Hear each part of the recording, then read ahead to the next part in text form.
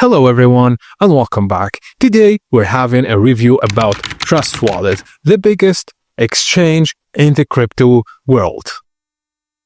So, moving on to the features, you hold your private keys on Trust Wallet. Seed phrase: Trust Wallet does not keep your keys on servers, and you can backup is via 12-word seed phrase. Losing it means losing access, so you'll have full responsibility.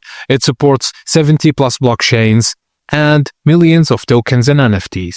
Good for NFTs, DeFi, and staking. DApp browser for interacting with Web3 apps, and staking directly in wallet for supported coins.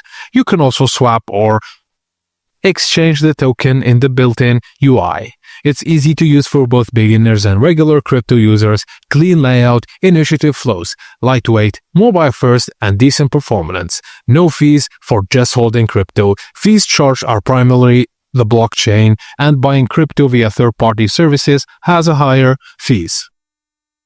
But we're moving on to the drawbacks, since it's a mobile software wallet connected to the internet, not as secure as a hardware wallet. Loss of seed phrase means permanent loss of access, so no backup beyond the phrase is gonna get you screwed. Buy-in via credit card or via partners has relatively high fees, and swap, especially on Ethereum, are expensive like gas plus slippage when network busy. Also, several users report slow response times or sometimes help tickets get closed without resolution. Documentation and FAQ are good, but some users feel certain issues aren't well addressed.